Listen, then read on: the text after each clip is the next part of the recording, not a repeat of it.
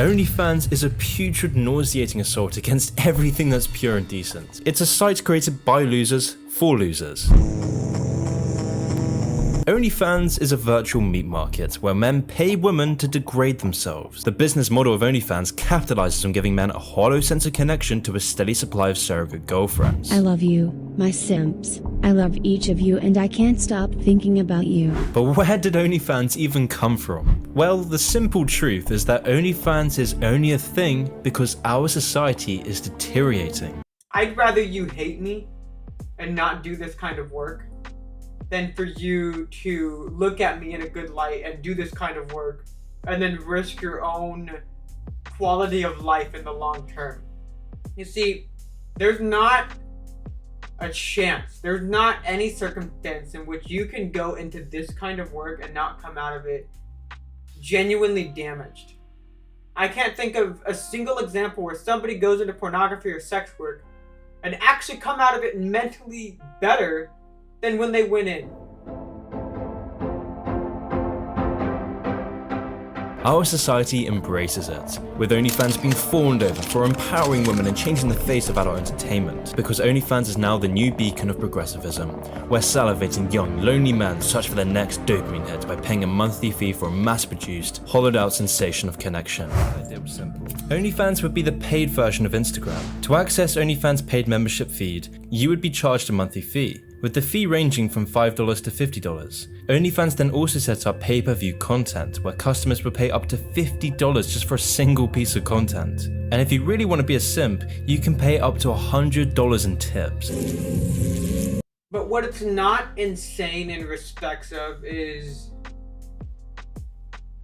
if you look at how lonely does one have to be that they're willing to invest that much of their money just for a single bit of content, like he's saying. Like, how degraded of a society and a culture do we have where people are putting in their card to a site to get a snippet, and I mean a small little snippet of somebody's experience of life. Like, it's just crazy, not in the sense that it's the amount of money, but it's the cultural and societal environment that's created the conditions in which people are inclined to even do that in the first place. Let's take a look at one of the first OnlyFans stars, Danny Harwood. When OnlyFans started in 2016, Harwood was one of the first 10 members on the site. Her earnings in the first month were $257. In an attempt to gain more money, she would create these special occasions for her followers, where she'd get men to do things like, quote, order a pizza to her home and she'd answer the door naked. But what quickly became apparent was that these guys weren't watching for this material. What these guys really wanted was for her to act as an online girlfriend, where she'd message her lonely subscribers. Like, seriously, like, think about that. Like, the realization one has to come to take advantage of genuine loneliness for monetization purposes, for money-making purposes, is such a huge degradation of character. It's no wonder why people who come out of an industry like this aren't respected, because, like, you know, the level of mental rationalization you have to do to degrade your morals so much to the point that you see someone's loneliness as a means of making money. Right? He's saying it himself. She made money not from the sexual content. She made money from seeing lonely people, asking them to give her money, and then taking it in exchange for this artificial sense of connection. Understand that sadness and pain is a natural part of life. By acting as an online girlfriend, Harwood was able to generate $52,000 in November 2019 alone. And this isn't an anomaly either. In a Vice article they spoke to creators on OnlyFans, the article highlighted how these atomized men basically beg these ethoughts and tip them extra just for them to talk longer. What do we have here?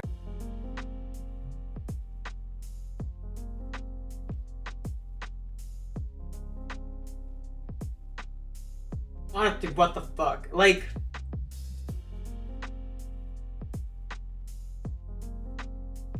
that man needs help. I don't even... I've been lonely before. For sure. Like everybody has. But any person with a sense of honor, with a sense of dignity and integrity, like, I can't imagine getting to a point where you're on your knees giving a stranger, I mean, hundreds of dollars. What is that? 1, 2, 3, 4, 5, 6, 7 bills. 7 $100 bills on your hands and knees. Like, this is why the normalization of this isn't a good thing. Not even in the sense that the people doing this kind of content is immoral, but it's the degradation of both the man and the woman. Like it's bad both ways, and we do need to shame it so that people stop doing it. So how did this happen? Well, let's take a look at the typical life of so many young men. Today's young men start their life with a family that isn't connected to their community or religion. Right there, there's a pandemic of men that aren't connected to community, religion, even men not connected to their own families. And this comes just from an inadequacy of our parents and all that, but it also comes from an inadequacy of self-accountability. Meanwhile, more than half of us have no long-term romantic partners, with reports now estimating that 1 in 4 people will be single for their entire life. On top of that, we have a media industrial complex that tells us being atomized is healthy and that being single is empowering, so it shouldn't be any surprise. So yes, he is correct. There is a huge push to live the single life. The problem with that messaging, and I'm going to say this in every opportunity that I have to say this, it's different for men and women. And in that, it's because men can technically live the single life for a lot longer period of time than women can. Women have until around 30, and I'll push it to 35, to live that single life. And then at that point, if they want to turn their life around and get married and have kids, that's all they have. Because they can't go any more past that. Because if they want to get married and have kids after 35, it becomes a lot harder to have children. And your chances of finding a guy that you are attracted to at 35 is much, much lower than when you were at like 22 per se.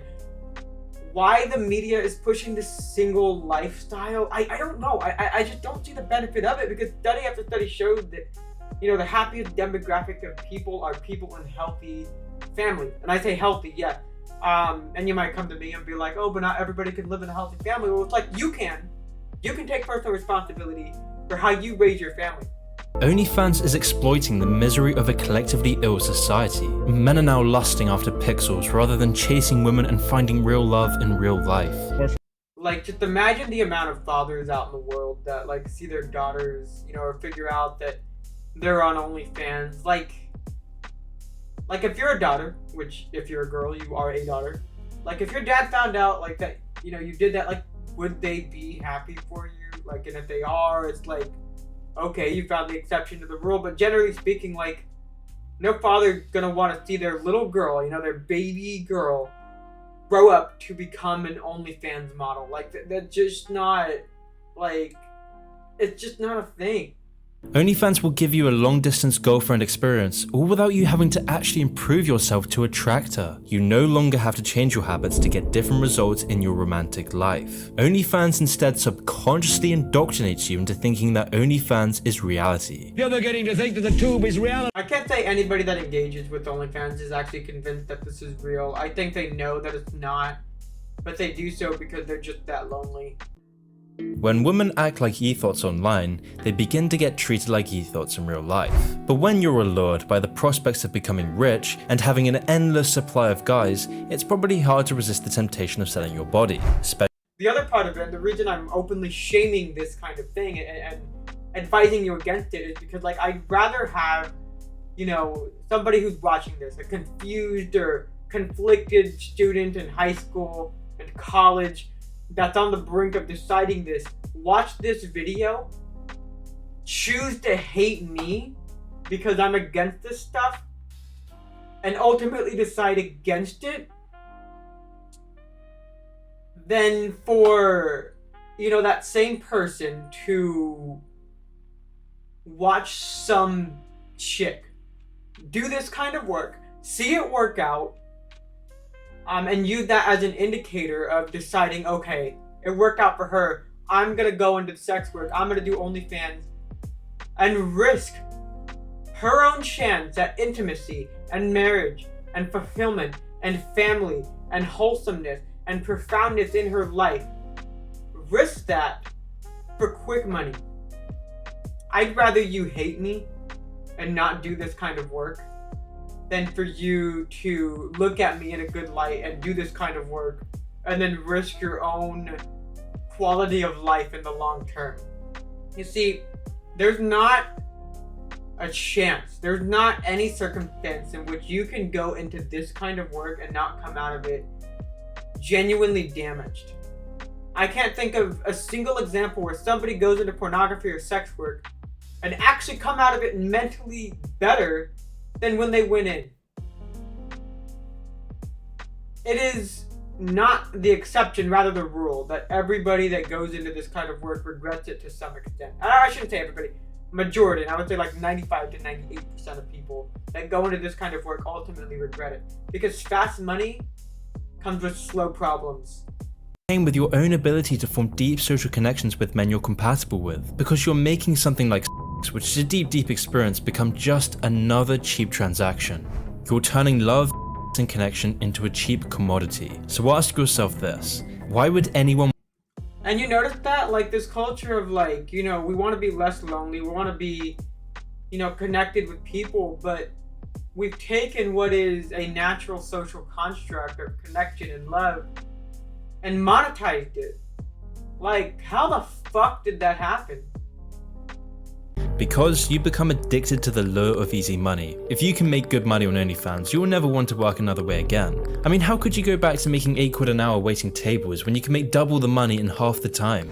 Even though your mental health will deteriorate, you'll always be chasing that next PayPal notification, that next dopamine hit, that next message from a guy validating you. But as you follow this route, you'll always have this underlying sense of loneliness, a sense of numbness. But the real damage of OnlyFans isn't just towards the broken women posting on OnlyFans. The damage is to all the other normal, healthy women in society.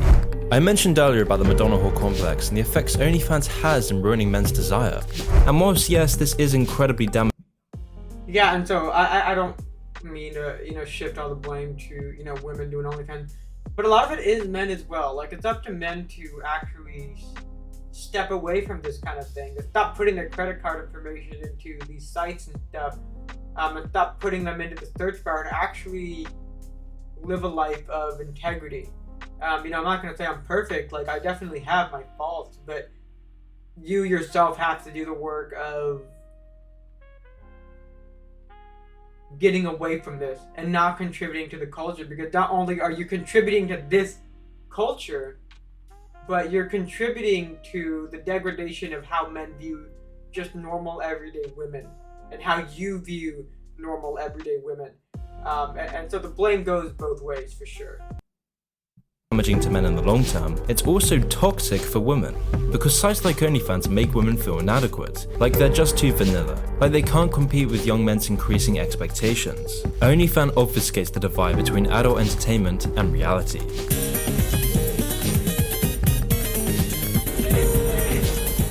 I also mentioned how this is leading to men not growing up. So how does this impact women? Well, when men don't grow up, women become starved of masculinity. This is why new data highlights that women's adult searches are loaded with terms like brutal. It's why 62% of women have had involuntary fantasies. It's why strangulation play has become so normalized to the extent that one woman in the UK is accidentally strangled to death by her partner every 2 weeks. We've called masculinity so toxic to the point that we've gotten rid of the idea of it altogether, which obviously has not done any good. Obviously. So what masculinity isn't, is it isn't compulsively engaging in stuff like this. That's not masculinity. That's a lack of it. compensating because they're starved of that natural male force in their life. Now, of course, I'm not saying this is the case for all women, but what I am saying, however, is that the success of OnlyFans is creating a generation of men who neglect the necessary development needed to blossom their innate masculine traits. Traits like confidence, stoicism, and discipline, which is in turn creating a generation of women starved of masculinity. A generation of women who are made to feel that to be loved and desired, they have to be a thought. Which is why I think it's fair to say, Yeah, and then like the other part of it is like what masculinity does is it keeps women from believing that to be loved and desired they have to be promiscuous or slutty, right? Like, that's just not true. If you want to be genuinely loved for real, you have to be feminine, you have to be, you know, kind of pure, I guess is the best word for it. And like, once you are able to embrace that and understand that, like, you know, you don't have to overcomplicate it. I think people have overcomplicated, and our culture has overcomplicated love to the point that it's become perverted. And it's actually damaging, not just as a culture and as a society, but to us as individuals. Because now women are, you know, doing what men don't like, and men are doing what women don't like.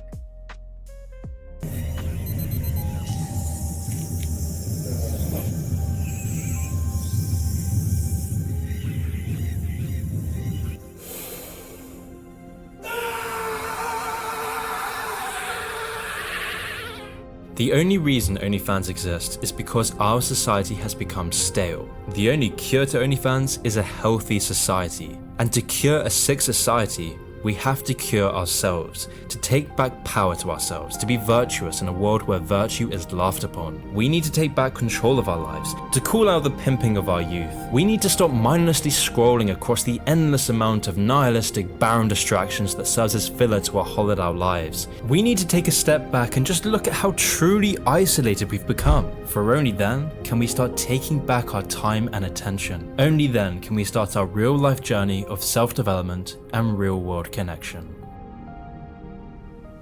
How are you doing today, friends? I know today's topic was heavier than usual, and the reason I wanted to go over this topic has a lot to do with the fact that in today's society and in our culture, we kind of have an issue with the over-sexualization of things, and that leads to, I think, a wide array of issues regarding how we conduct ourselves out in the world, to the nature of the family unit, and to the declining mental health of people in society today. So what I want to do is go over the main takeaways of this video. Number one, I think the biggest thing for me was that your freedom to choose isn't freedom from consequence. If you want to become an OnlyFans creator or get into this kind of work, you have to understand that it comes with the consequence of a tainted reputation for the rest of your life. Now, if you're consuming this kind of content, that comes with this whole other set of problems. Maybe it's not societal consequences, but rather personal consequences. This, as the video has stated, has effects on how you engage with the world, how you engage with people. Number two, your life isn't over at 30. Younger people tend to live their life as if they're going to die when they turn 30. The younger generation tends to believe that if we don't spend our 20s having the most fun as we possibly can have, we're just going to regret it for the rest of our lives. But the problem with fun, and something that doesn't get addressed, is that fun doesn't equate to fulfillment. Fun doesn't equate to wholesomeness. Fun doesn't equate to happiness. Right? You might get instantly gratified and you might feel excited, you might feel, good, but that doesn't necessarily mean you're going to be happy with your overall quality of life. You see, the problem with prioritizing fun above all other virtues is that you don't get the genuine fulfillment you will get when you take on responsibility. And the reason that I believe that this mindset's prevalent is because there's this huge push towards living independently. And when we focus on living independently, you're ultimately saying that you're trying to be by yourself. But I do think it's important that we prioritize relationships, and not just relationships in the sense that we're not by ourselves, but in the sense that we want the outcome of having a family and having something virtuous to live by. And I believe that when we can shift our culture towards that, we will be well on our way to a healthy society. Takeaway number 3. The solution to this problem is a healthy society. Healthy societies create healthy individuals, and healthy individuals create healthy societies. We can't expect the entirety of society to change. We can't expect the entire culture of our society to change, but what you can change is your outlook on life. And what you can change is your own mental, physical, and spiritual health. Don't degrade yourself and do this kind of content. Don't degrade yourself and consume this kind of content. Fight that battle. Fight that urge for quick money. Fight that urge for instant gratification. I promise you, when you can do that, life will be so much more fulfilling. If you like what you saw today, please consider subscribing to this channel. When you subscribe to Better Happens Daily, you are saying that life can only get better from here. Go out there and make better happen daily.